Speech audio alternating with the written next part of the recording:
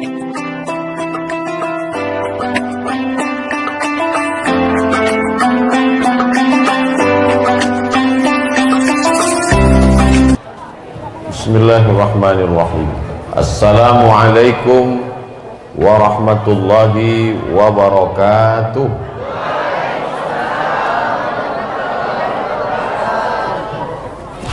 Anak raja pergi menyelam, pergi menyalam, menangkap ikan. Dari bunyi sambutan salam, nampaknya banyak yang belum makan. Mudah-mudahan semuanya sehat. Alhamdulillahi rabbil alamin. Allahumma salli ala sayyidina Muhammad wa ala ali sayyidina Muhammad. Yang sama-sama kita hormati Bapak Dr. Haji Lukman Hakim, Bapak Dr. Haji Amhar Nasution MAG, Al-Mukarram Ustadz kita bersama Fadilatul Ustaz Zulfikar Hajar Hafizahullah wa saddada khutah. Lalu kemudian hadir pula bersama kita Pak Camat, alim ulama, cerik pandai, tokoh masyarakat, hadirin hadirat, ladies and gentlemen, kepala buku ditempel semen. Ketawa lagi sih. Bapak-bapak, ibu-ibu yang dimuliakan Allah Subhanahu wa ta'ala, kalau kita mati menghadap Allah, maka insya Allah rumah yang besar itu kira-kira dibawa mati atau tinggal? Tinggal. Gelang besar itu, saya sebut gelang, banyak pula yang tersinggung nanti. Semua yang kita cari, pergi pagi, pulang petang, siang, malam, banting tulang, peras keringat, itu tinggal. Tapi ada yang diantara yang tinggal itu mengalir ke makam, ke kubur kita. Di antaranya adalah, inilah tanah ini. Ini yang punya tanah ini orang cerdas. Seandainya tanah ini dibuat mall di sini, duit banyak, meninggal orangnya, putus. Tapi begitu dibuat di atasnya ini ma'had tahfiz Al-Quran, Miftahul Husna. Miftah kunci, husna kebaikan. Miftahul Husna, kunci-kunci kebaikan didirikan di sini. Maka kalau orangnya masih hidup, dipanjangkan Allah umur, disehatkan badannya. Dan kalau orangnya sudah meninggal dunia, lapanglah kuburnya, teranglah barzakhnya sampai hari kiamat. Yang percaya silakan, yang tak percaya mati. Ada orang percaya bahwa mati itu ada, lalu dia mati. Ada orang tak percaya bahwa mati itu ada. Apakah dia percaya tak percaya membedakan? Tidak, sama-sama mati. Bedanya apa? Orang yang percaya bahwa dia mati, dia hidupkan bekal untuk mati, maka setelah mati dia akan tetap hidup. Dia cuman hanya beda dari atas tanah ke dalam tanah. Apakah orang mati itu masih bisa merespon, Pak Ustadz? Ya, mana buktinya orang mati itu bisa merespon? Makanya kita diajarkan kalau lewat di kubur membacakan doa, Assalamualaikum ya ahlad diyar minal mu'minin wa inna insyaallahu bikum lahiqun yarhamullahul mustakhirina wal mustaqdimin as'alullah alana wa lakumul afiyah. Panjang doanya Pak Ustadz ya. Begitu yang ada dalam hadis. Tapi kami diajarkan, Ustadz kami pendek aja, Assalamualaikum ya ahlal kubur. Itu doa singkat daripada mulut tak berbunyi sama sekali. Ustadz-ustadz kita dulu, ulama-ulama kita dulu mengajarkan Islam itu simple, singkat, supaya jamaah tak lari, tidak mau mempersulit orang. Yassiru, berikan kemudahan. La tu'assiru, jangan persulit orang. Ustadz, ya, kalau lewat di kubur apa bacaannya Ustadz? Assalamualaikum ya ala diyar minal mu'minin wa inna insyaallah bikum lahiqun yarhamullahu mustaqdimin wal mustakhirin nas'alullah lana wa lakumul afiyah. Tak jadi dia masuk Islam. Susah kali lah Islam ini. Panjang kali doanya. Dikasihnya kemudahannya. Apa doanya Ustaz? Assalamualaikum ya ahlal kubur. Mana mungkin kita salam ke batu nisan? Untuk apalah kita salam ke batu? Saya mengucapkan salam itu ke orang. Assalamualaikum warahmatullahi wabarakatuh.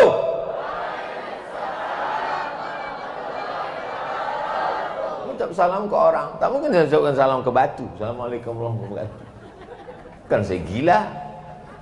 Jadi kalau ada orang lewat di kubur mengucapkan salam sunnah diajarkan Nabi Muhammad SAW, itu menunjukkan bahwa orang mati itu hidup. Kita tak pernah mati. Bedanya kita keluar dari jasad dan tinggal roh. Tapi kemudian bahwa roh itu hidup dalam 5 alam. Di alam roh hidup. Pindah ke alam rahim hidup. Pindah ke alam dunia hidup. Pindah ke alam kubur hidup. Pindah ke alam akhirat hidup. Tak pernah mati. Makanya kata Allah, wala taqulu liman yuqtalu fi sabilillahi amwat. Jangan kau katakan mereka mati, bal ahya, mereka hidup. Walakin la tash'urun, kamu tak sanggup merasakan kehidupan mereka. Saya pernah satu mobil jemputan di salah satu perusahaan pulp and paper, pabrik kertas di Riau. Pas saya di depan, saya lihat ada bule di belakang. Where are you come from? Dari mana? Saya tanya. Kata dia, Switzerland. Oh, are you married? Apa kau sudah nikah? Kata dia, no married, no child, no time for child. Tak ada waktu untuk punya anak. Anak hanya buang-buang waktu saja, kata dia. Terbukti Islam menguasai Eropa, pertama karena populasi penduduk, yang kedua karena dia sendiri mati disebabkan oleh virus HIV AIDS. Waktu itu belum ada corona lagi, ditambah lagi corona. Habis, mati, punah, musnah. Islam berkembang bukan dengan pedang. Islam berkembang bukan dengan meledakkan kedutaan. Islam datang dengan keramahan dan senyuman, dengan ilmu pengetahuan. Maka terbukti nanti 3 janji Nabi. Yaman Islam, Syam Islam, Rum Islam sebelum hari kiamat. Maka karena ketakutan Islam ini akan bangkit, lahirlah apa yang disebut dengan takut terhadap Islam. Nama istilahnya Islamophobia. Phobia artinya takut. Takut sama Islam, Islamophobia. Takut sama somat, somatphobia. Alhamdulillah pesantren ini tidak takut dengan Islam. Karena Islam yang kita bawa adalah Islam yang lembut, Islam yang santun, Islam yang baik. Itu tercermin dari pakaian anak-anak kita, sorbannya, jubahnya. Abdul Somad kenapa tak pakai sorban, kenapa tak pakai jubah, kenapa tak pakai? Saya dibawa dari jalur-jalur belakang. Andai saya pakai jubah, koyak tadi, karena melompat pagar di belakang.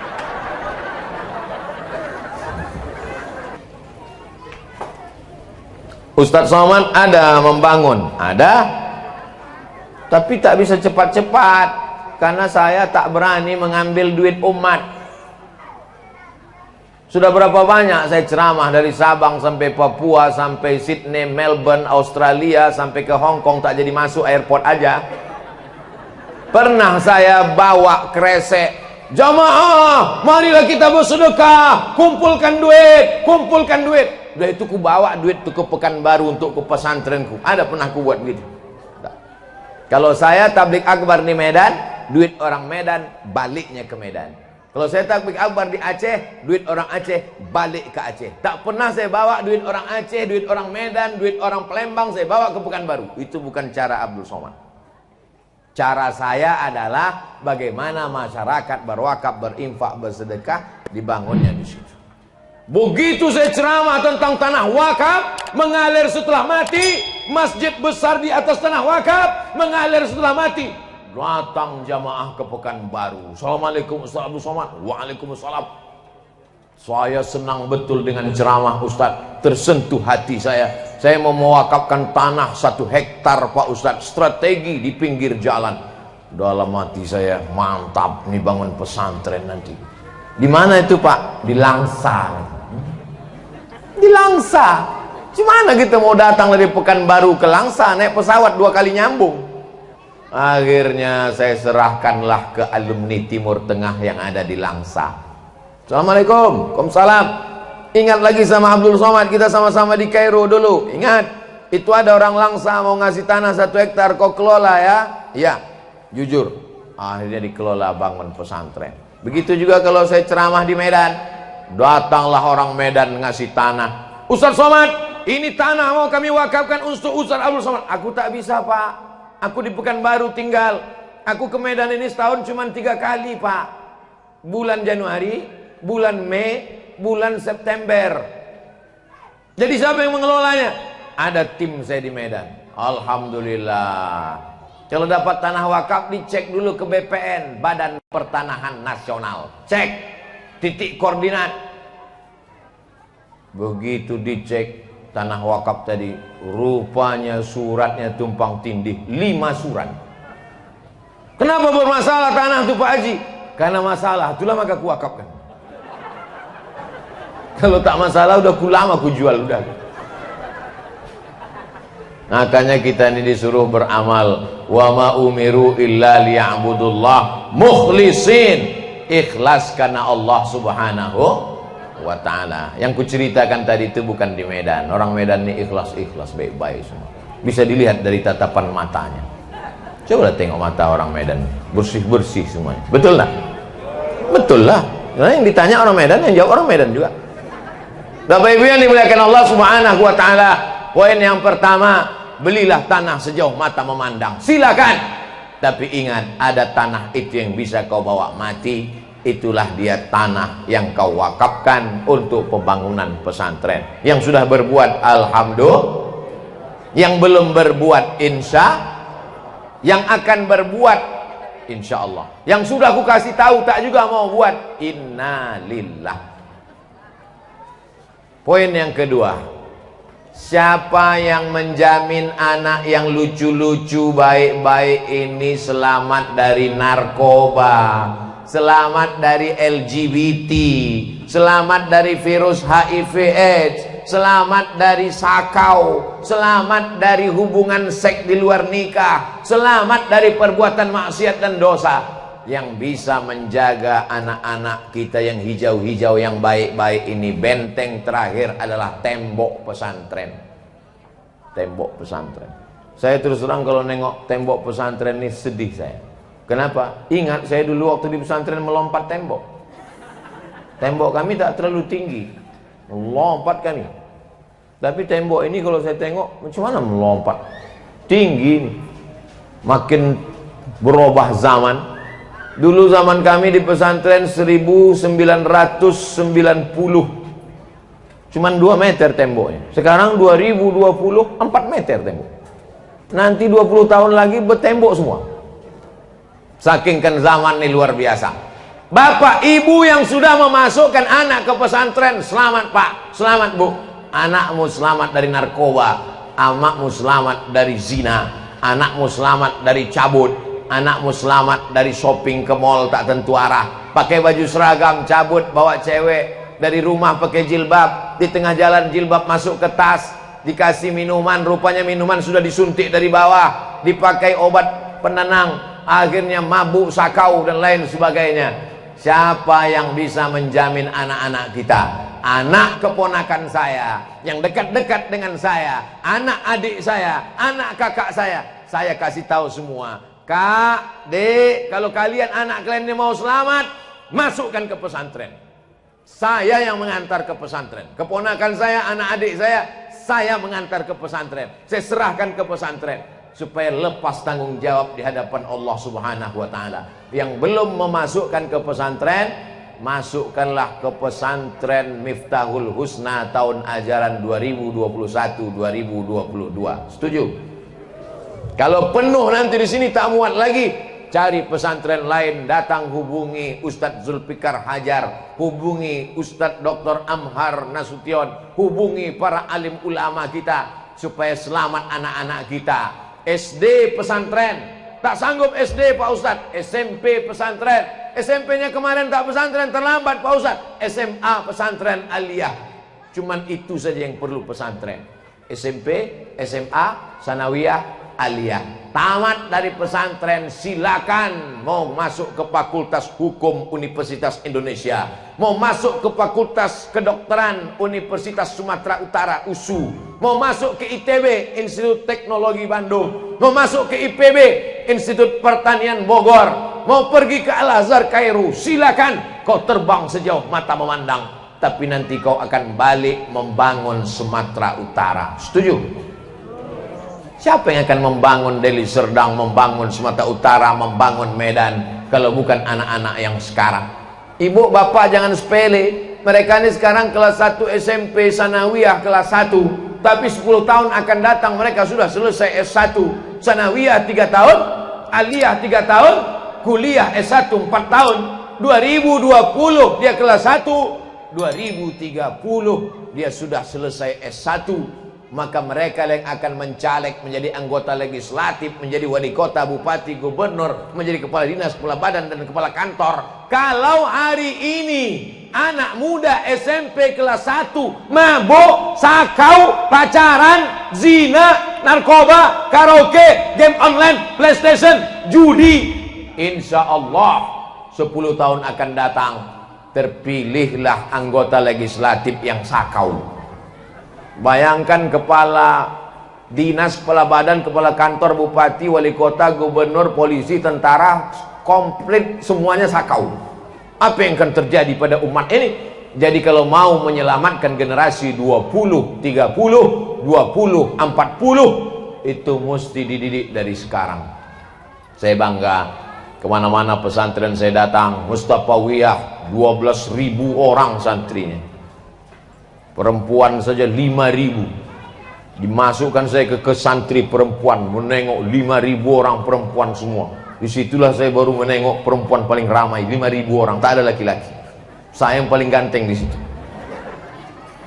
Hari ini santri kita 25 orang tahun ke-1, 26 orang tahun pertama, akan terbuka cabang di mana-mana. Kita sudah menyelamatkan anak-anak bangsa. Karena kita dihancurkan dengan narkoba, diimpor tiang listrik, tiang beton untuk ngecor jembatan, rupanya di dalamnya dipotong pakai gergaji besi, narkoba.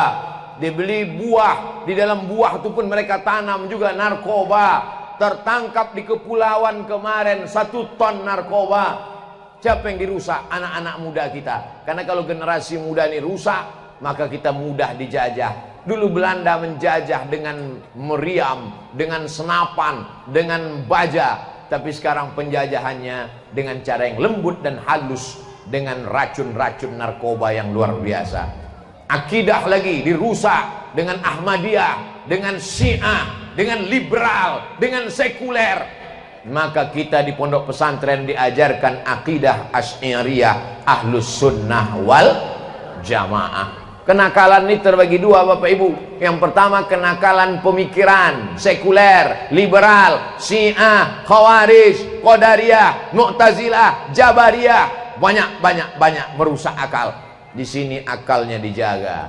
Jangankan isi kepalanya, kulit kepalanya pun dijaga dengan sorbannya. 2 lapis penutup kepalanya. Pertama ditutup dengan topi di dalam, setelah itu ditutup dengan sorban, setelah itu ditutup dengan rida, setelah itu ditutup dengan jubah. Badannya terjaga, kepalanya terjaga, hatinya terjaga. Jadi yang sudah mendaftarkan anak ke pesantren terjaga. Jangan sering-sering menjenguk anak di pesantren. Ini ada ibu-ibu nih menjenguk anak pagi, siang, malam macam makan obat. Sayang sama anak bukan diletakkan anak di celah ketiak. Sayang sama anak bukan dikasih 1 kamar. Di dalam kamar ada TV, dalam kamar ada laptop, dalam kamar ada handphone. Bukan itu bentuk sayang kepada anak. Sayang anak, serahkan dia ke pondok pesantren. Bukan menyiksa anak, bukan menderita meletakkan anak di pesantren, tapi belajar bagaimana dia belajar hidup.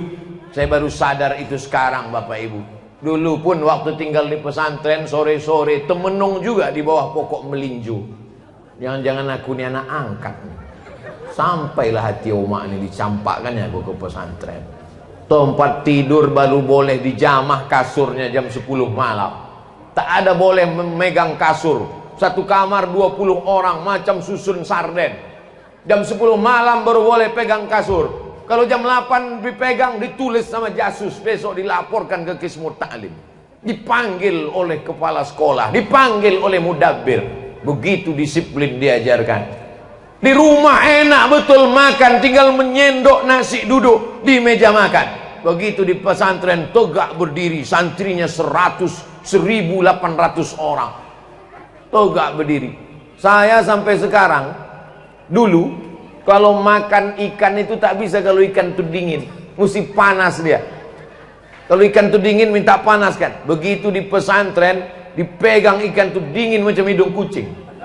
Rupanya gorengnya kemarin pagi. Karena santri ramai. Beruntung anak-anakku santri Miftahul Husna tahun pertama 26 orang. Masih disayang, masih dimanja. Tapi kami dulu ramai luar biasa. Tapi belakangan baru saya paham, sesungguhnya orang tua yang sayang adalah orang tua yang meninggalkan anak di pesantren. Quran yang ada di Medan, yang ada di Pekanbaru, sama dengan Quran yang ada di Kairo. Kitab Sahih Bukhari, Sahih Muslim yang ada di Medan, di Pekanbaru, di Riau, sama dengan ada yang di Kairo. Lalu kenapa jauh-jauh belajar ke Mesir? Belajar hidup. Bagaimana cara belajar berinteraksi dengan orang banyak. Bagaimana cara merantau, menyesuaikan diri, mengatur ekonomi, belanja, belajar hidup. Jadi Bapak Ibu, penyakit anak-anak sekarang bukan tak ada belanja, tapi tak tahu bagaimana menggunakan uang belanja. Bukan tak ada fasilitas, tapi tak tahu bagaimana menghormati fasilitas. Makanya beda anak orang kaya dengan anak orang miskin menyikapi mobilnya. Anak orang kaya menyikapi mobil cuek saja, karena dia tidak mendapatkan itu dengan perjuangan. Tapi orang yang biasa-biasa saja, karena dia belajar hidup. Belajar buku mudah, tinggal baca saja. Belajar komputer mudah, belajar handphone paling mudah. Tapi belajar hidup inilah yang sulit. Maka ketika Bapak Ibu meletakkan anak di pesantren, sedang mengajarkan mereka bagaimana menjalani hidup. Kalau dikirim nanti mereka ada di antara mereka yang ke Mesir, ada di antara mereka yang ke India, ada di antara mereka yang ke Yaman, ke Darul Mustafa tempat Habib Umar bin Hafiz, ada di antara mereka yang pergi ke Maroko. Maka sesungguhnya mereka belajar Quran, belajar hadis, belajar fikih, belajar usul fikih, belajar tafsir. Tapi di samping itu sebenarnya bagaimana mereka belajar hidup. Karena kita tak bisa hidup tetap bersama dengan mereka. Sesayang-sayangnya ibu dengan mereka, ibu akan mati, Bu. Sesayang-sayangnya bapak dengan mereka, bapak akan meninggal, Pak. Tahun 2030, 2021, 2030, 2040, saat muda-mudanya mereka. Kalau hari ini umur mereka 15 tahun, 2040 mereka berumur 35 tahun. Masa muda yang luar biasa. Apa ada yang menjamin bahwa ibu bapak hidup lagi di tahun 2040 itu nanti? 2040 sebagian besar kita ini sudah tak ada lagi. Ustaz Abdul Somad masih ada. Waktu saya bilang masih ada, satu pun tak ada yang mengaminkan. Tadi dalam hatinya enak aja, dia aja yang hidup, oh mati semua. Saya berharap kita semua, andai kita hidup kita sehat walafiat, andai kita mati, matinya husnul hidup. Tak usah terlalu takut. Apa pula Ustaz tak takut? Buktinya Ustaz pakai cuci tangan, hand sanitizer, jaga jarak, pakai masker, 3M. Mencuci tangan, menjaga jarak, memakai masker. Itu usaha, itu ikhtiar. Itulah beda Ahlus Sunnah wal Jamaah dengan Jabariyah. Kalau Jabariyah tak ada usaha-usaha, terserah aja takdir, mau mati-matilah. Itu Jabariyah. Tapi kita ini Ahlus Sunnah. Ahlus Sunnah wal Jamaah ada al-kasbu wal ikhtiar. Cuci tangan, jaga jarak, pakai masker. Mati juga. Mati bukan karena Covid, mati karena Allah. Berapa banyak orang yang cuci tangan, pakai masker, jaga jarak, mati juga. Matinya kenapa? Minum kopi. Minumnya kopi Mirna, matilah.